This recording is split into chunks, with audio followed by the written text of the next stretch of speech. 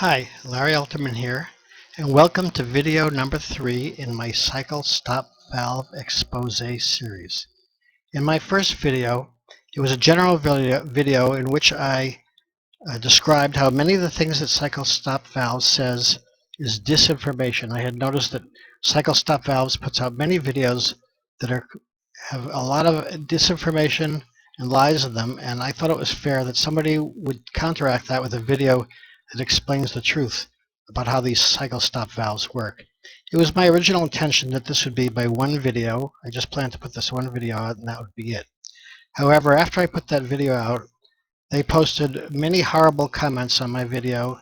They said things like I was, a liar, an embarrassment to all engineers. I didn't know what I was talking about, etc., etc. I mean, comment after comment saying what a miserable person I was. Well, I didn't like that, so I decided to put a second video out. When I went into more detail in the second video here about the practices of this company, how they really thrive on misinformation, how their old company is based on misinformation and disinformation, and how they tried to fool you. I compared, for example, their practices to another company called Flowmatic, and that's what I did in my second video. In my second video, I also promised that I would be coming out with a third video. And the third video would be to expose another one of their videos. Cycle stop valves put out this video they're called VFD does not save energy compared to a CSV. Okay, and a VFD stands for a variable frequency drive, and they're trying to claim that their pressure reducing valve is actually better than a VFD, which is a sophisticated piece of equipment. And this video is one of the most ridiculous videos I've ever seen. It's total ridiculous. It's total nonsense. And in this video, video number 3 of my cycle stop valve expose series, I will expose this video as complete nonsense. I will expose it completely, utterly, and without mercy. So let's get going. So first, let's describe a little bit about what a VFD is. A VFD is a variable frequency drive. Here's a picture of one right here. And what a VFD does is it's sort of like an inverter air conditioner in that it tries to keep the pressure of the water constant, but the way it does this is by varying the speed of the motor. It varies the speed of the motor electronically by varying the frequency of the AC current. So it's able to vary the speed of the motor quite efficiently and deliver constant pressure in a very efficient manner. And it's high-tech, it's state-of-the-art. They used to be very expensive. They've come down a lot recently because electronics in general have come down a lot. So they're not nearly as expensive as they used to be. Now, Carrie Austin is going to tell you that this system here, which has which he calls a PK1A kit with this pressure reducing valve here, which he calls a cycle stop valve, he's going to try to tell you that this system here is better than this electronic sophisticated system here. He's going to do that. And the way he's going to do that is with misdirection, lies. He's going to use examples that make no sense, things like that. And I'm going to go into the details of what he tries to do and say later on in this video. For now, I want to demonstrate something else, and that is simply what is exactly his cycle stop valve. And what he has done, he's basically taken a pressure reducing valve, that I show right here, and he's put it in the line here so that the pressure can't go over 50 pounds. So here's the pump producing pressure, and it's going to the house. And there's a pressure tank that's going to go off. It has a pressure switch 40-60.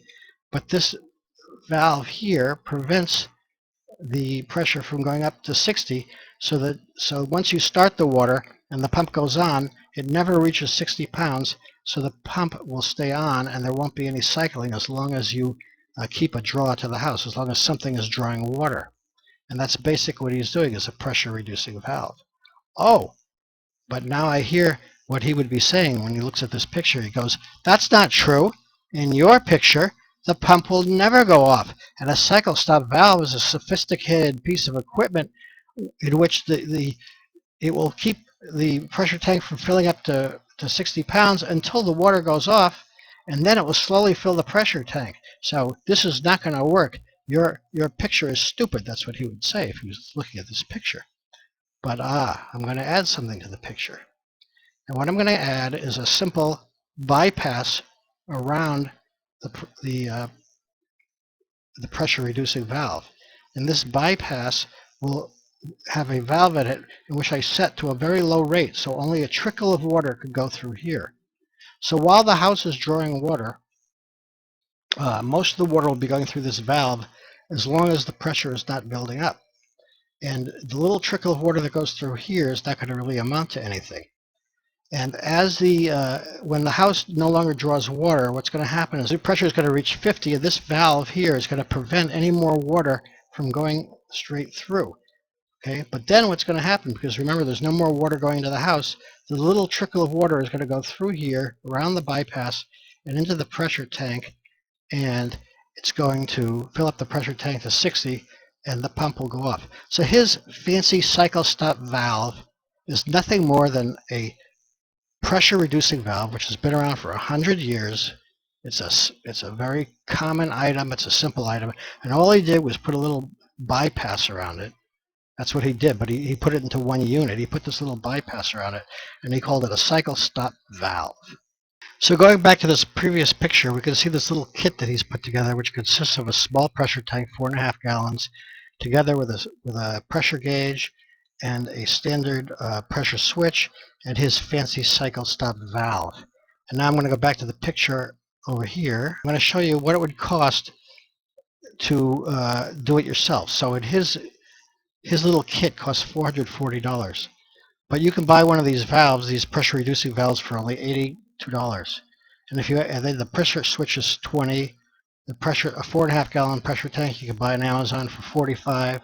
This water gate valve is $15, and miscellaneous pieces are $38. You can build his little kit yourself for about $200. Okay, but he's going to charge you $440 to do it all in one little neat package. And so now, to further expose how silly this idea that a cycle stop valve is as good as a VFD, I'm going to give an analogy, and it's a very accurate and good analogy. I'm going to compare it to an air conditioning system. Okay, and really the analogy, it's more than an analogy. It's almost exactly the same.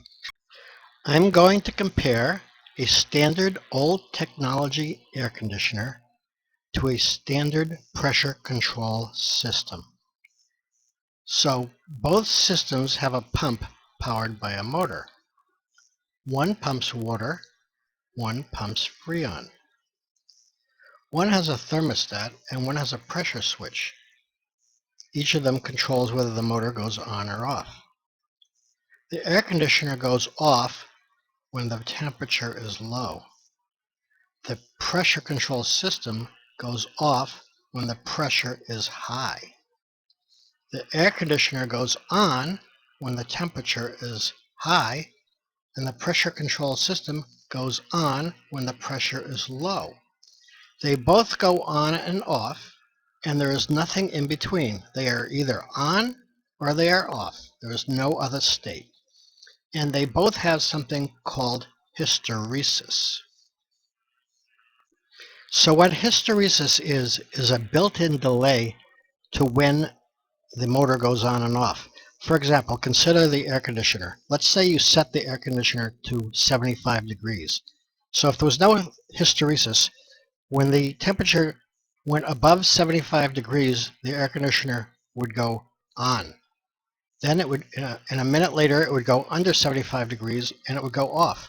And it would go on and off and on and off very quickly, and that would be no good for the motor. So they built in a delay. So instead of going on and off at 75, you set the air conditioner at 75, but it really goes on when it gets to 76 and goes off when it goes to 74. That's hysteresis. In the pressure tank system, it's similar. In the pressure control system, the pump goes on when the pressure goes down to 40, and it goes off when it gets to 60. What we really want is 50 pounds constant, but that wouldn't provide hysteresis. So we have to go from 40 to 60 so that the pump does not cycle too often. So now along comes new technology. We have an inverter air conditioner. And this is proven technology. It's proven to save money and make your room more comfortable. And what that inverter technology does is it varies the speed of the motor using inverter technology by varying the frequency of the current. It speeds up the motor or slows down the motor so that the temperature stays constant. There's no need to go on and off. And so there's no hysteresis, and the temperature stays a constant 75 degrees Fahrenheit in our example. Now, you also have the variable frequency drive, which for some reason they call it something different, but it's really the same thing. It's inverter technology. They use varying the frequency of the current to vary the speed of the motor, and that way they're able to keep the pressure at a constant 50 degrees, 50 pounds of pressure, just like they kept it here in the air conditioner at 75 degrees Fahrenheit constant. In this system, they'll now be able to keep the pressure at 50 psi constant. And they're going to do this by varying the speed of the motor, and it's going to be very efficient. And this is going to work. This is a very good system that works very well, and it's a proven system. So my next question now is this. We have all these analogies, okay, but we didn't talk about a cycle stop valve. So my next question is, how would we fit in a cycle stop valve into our analogy? Okay, so the cycle stop valve analogy would be training a monkey to hold a piece of cardboard over the vent of the air conditioner. You would train the monkey that if it gets colder than 75 degrees, in other words, the room starts to get really cool, then simply cover more of the hole so that the room will get warmer. And if the room gets warmer than 75 degrees, then tell the monkey to cover less of the hole so more air gets into the room and the room gets colder. And this is really what the cycle valve is doing. It's just restricting the flow, just the way this monkey is restricting the flow of the air. It's the same thing. It seems obvious when you show it with an air conditioner, but less obvious when you show it with water because people don't understand the fluid dynamics as well as they understand an air conditioner. Okay, let's go on to the next slide. So, being a little bit less silly and a little bit more realistic, it would be as if we created a mechanism that closed the vent more and more as the temperature went more and more under 75 degrees Fahrenheit, and opened the vent more and more as the temperature went above 75 degrees Fahrenheit. Yet, nobody has made an air conditioner like this. Would it be difficult? I don't think it would be difficult to make an air conditioner like this if it was a good thing. And nobody but cycle stop valves claims a pressure reducing valve can save you huge amounts of money. Why is this? So I have a theory. And my theory is this, that sometime in the past, maybe 20 years ago, Carrie Austin came up with this idea of this bypass around a pressure valve, a pressure reducing valve, so that you could get constant water pump going in certain situations that where it was meaningful, like when you were controlling a water sprinkler or something.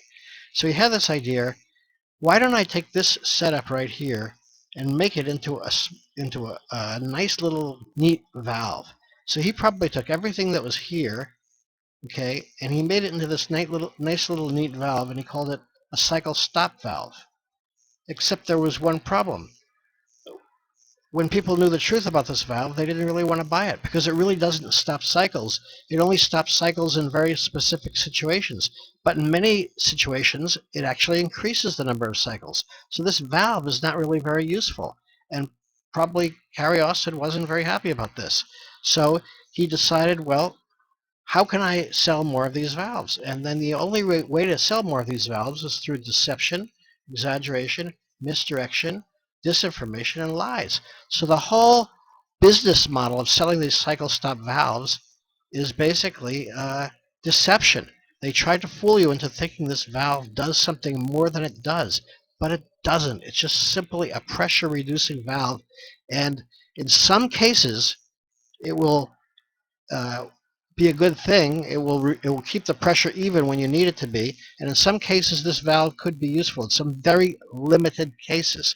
But he's also trying to claim that it saves you energy, it saves you electricity, and that is 100% false. It never saves you electricity. It is always going to cost you electricity because it is restricting the flow. And of course he can come up with some contrived situation where he shows, oh look, in this very contrived situation I am saving you electricity with my valve. But what he doesn't show you is that there's always a better way to do it, where you will actually save way much more electricity than you will with a cycle stop valve. It's just physics, because if you restrict the flow, you're cutting down on the efficiency. It's as simple as that. Okay, so far I've been dismantling the idea that a CSV is better than a VFD in general terms. Now I'm going to get specific. I'm going to get to the nuts and bolts of this video here, this video that Cycle Stop Valve put out, and I'm going to take apart this video completely. So that's what I'm going to do now. Okay, in Carrier's video, he has set up a scenario, and the scenario is as follows. He has a deep well, and he has a house, and the distance from the top of the well to the faucet is 100 feet, and they desire 50 psi and 15 gallons per minute of flow in the house. And he has figured out that 50 psi is equal to 115 feet of head. You can talk about pressure in terms of head or psi. One is the pounds per square inch, and the other is the number of feet that the pump can push the water against gravity. So he wants 115 feet of head for the pressure in the house. The deep well is 100 feet, and he's figured out that there's 5 feet of friction. So he needs a total head of 220 feet to get this desired effect of pushing the water up the well to the house and getting 15 psi and 15 gallons per minute of flow at the house. So what Carrier has done is he has carefully chosen the perfect pump, the perfect regular pump for this scenario. Nothing wrong with that. He should choose the perfect pump. He has chosen the perfect pump, and he has combined that with his CSV valve. Okay, and he's comparing that to a VFD system, but this VFD system wasn't properly chosen. It was badly chosen. It was a VFD that was chosen to fail in this particular scenario.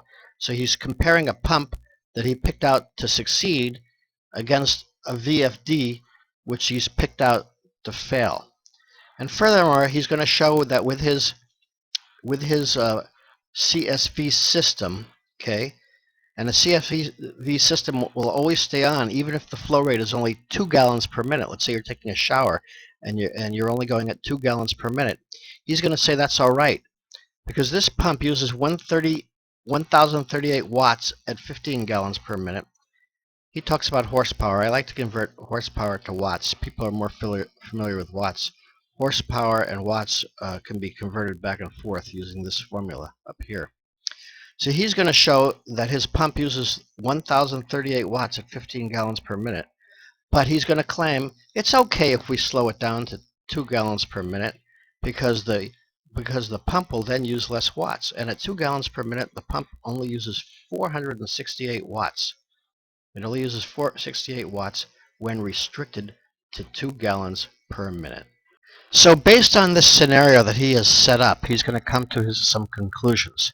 And his first conclusion is it's okay to restrict this pump to 2 gallons per minute because it's only drawing 468 watts, which is much lower than the 1,038 watts used at 15 gallons per minute. And his conclusion too is this: since his carefully chosen pump with his CSV controller system works better than the intentionally badly chosen VFD system, this means that all VFDs suck and his system is better than all VFDs? Well, there are so many things wrong here, it's hard to know where to even start. But let's start with this. It is not okay to restrict the flow to 2 gallons per minute. At 15 gallons per minute, we are using 1,038 watts. Divided by 15 gallons per minute, you get 69 watts for each gallon per minute pumped. But at 2 gallons per minute, we are using 468 watts divided by 2. That's 234 watts for each gallon pumped. That is 338% less efficient. Okay, so now let's consider the VFD in a different scenario. So in this scenario, I have a water storage tank. That's not a pressure tank, that's a water storage tank above ground. And I'm going to compare a water storage tank using a CSV to a water storage tank using the VFD that Carrie shows in his video. So what about our 2 gallon per minute case now? We already know that at 2 gallons per minute, the motor with the CSV system uses 468 watts. What about the VFD now? So here's a fancy graph that I got from Carrie's video. And in the original video that he has, he shows how the VFD will not work in the scenario with the deep well. But using the same graph, we can show that if we use the VFD with the water storage tank, okay, which is only requiring 115 feet of head now because we're not having to go up the well, now we can show that the VFD only uses 0.2 horsepower or 149 watts. The CSV uses 468 watts. Thus, the VFD is now 314% more efficient. So you might ask, oh, but why are you showing me this example? The example Carrie showed had a deep well, not a water storage tank. Well, I will get back to that, don't worry. I will tie up all the loose ends. But for now, let's talk about water usage. Here is a water usage chart for a family of 4. I got this off the internet. Some of it I got from Philadelphia.gov. I also got it from a few other sites, and I averaged it together, and this is what I came up with. And it shows the indoor water usage for a family of 4. For example, the average person flushes the toilet 7 times a day. A family of 4 flushes the toilet 28 times a day. At 3 gallons per flush, we have 84 gallons used. And I show this for a number of things, other things that people do in the house, like showers and washing machines, dishwashers and faucets. And I come up with 278 gallons used. But you notice there's 2 columns blank here. Why are they blank? Well, I'm going to fill them in now. And what these columns are is they show how this water usage interacts with the cycle stop valve. For example, with the cycle stop valve, every single time you flush the toilet, the system will go on. Okay, 84 gallons used, an approximate runtime 14 minutes. And for a shower, for example, a shower only goes on once for the whole 10-minute shower. 6 showers, so we have 6 cycles. And I show how many cycles of the CSV valve are going to be used for these particular tasks that people use. And I come up with 62 cycles. 62 cycles to use the 278 gallons of water. And I figured out that the approximate runtime for each task, and the total runtime of this pump is 108 minutes for this task. So how much energy does this use? Well, sometimes when the pump is going at full blast, it's using 1,038 watts, and as Carrie showed, when the pump slows down, it's only using 468 watts. So I'm going to average that and come out with 753 watts used on average by the pump with a CSV valve. At 108 minutes, which is 1.8 hours, we come up with, that's 1.8 hours times 0.753. We've used 1.36 kilowatt hours per day. So using Carey's system with a deep well pump and the CSV system, we use 1.36 kilowatt hours per day. But look how many cycles we used. The pump went on and off 62 times. That deep well pump went on and off 62 times, 62 cycles. 62 cycles? And they call it a cycle stop valve? They should call it a cycle go, go, go valve. Here, I have a little silly graphic to show this. Buy our cycle go, go, go valve for people who love cycling. I love cycling. So, who in their right mind would want an expensive to buy, expensive to fix or replace deep well system that cycles 62 times a day and is forced to run at only 2 gallons per minute, running much longer than it needs to, a system destined to die way before its time is due? Nobody, that's who, unless they were scammed by a quick-talking deception artist. But you may ask, is there a better way? Well, glad you asked. Of course there's a better way. This is how it should be done. Instead of having the submersible pump go directly to the house, have the submersible pump go to a water storage tank. Now, a water storage tank is not controlled by a pressure switch. There's no pressure in a water storage tank. A water storage tank is controlled by a float valve.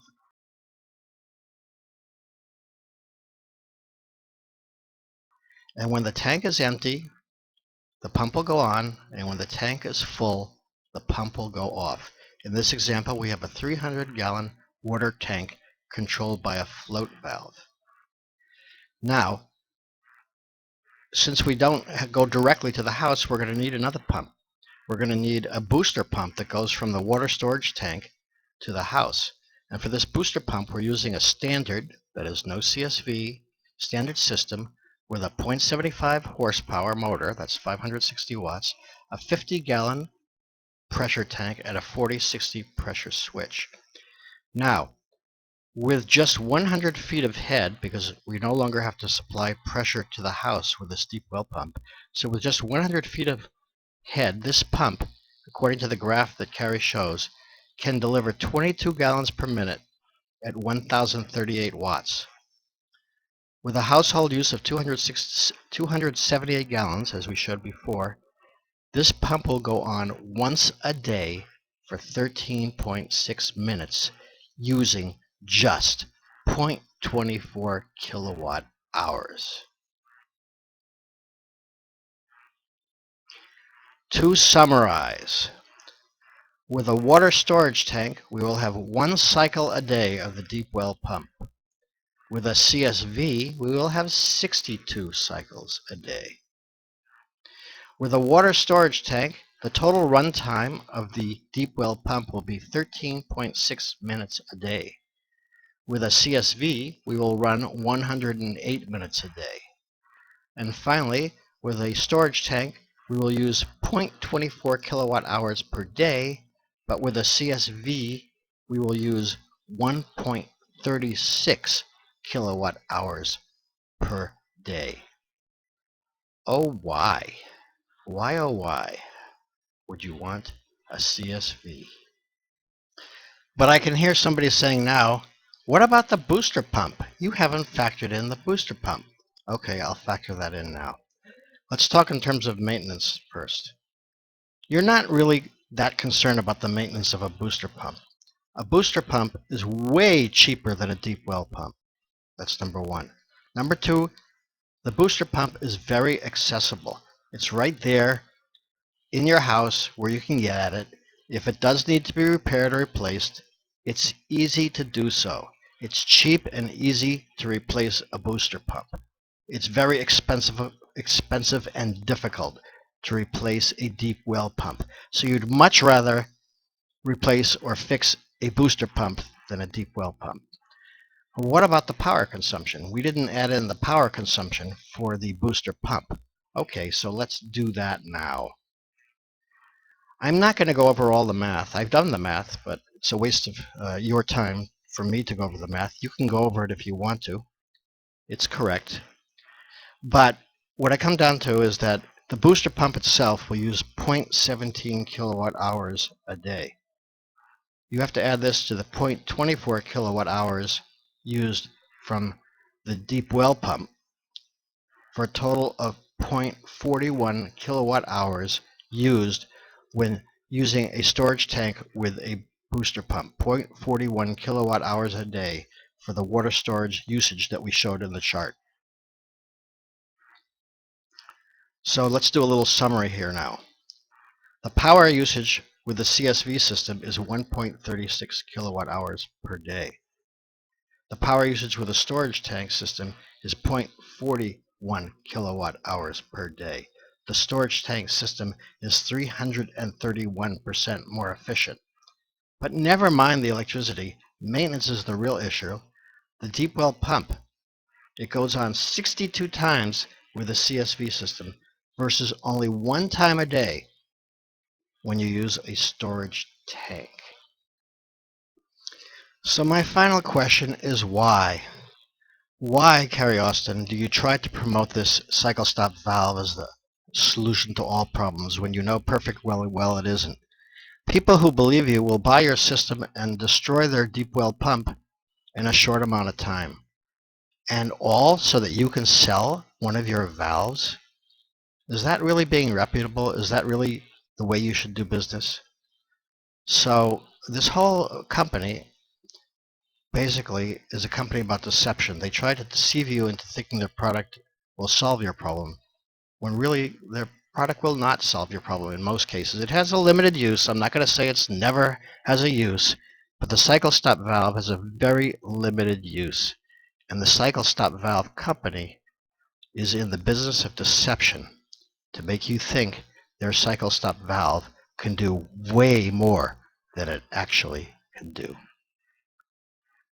The end. Bye.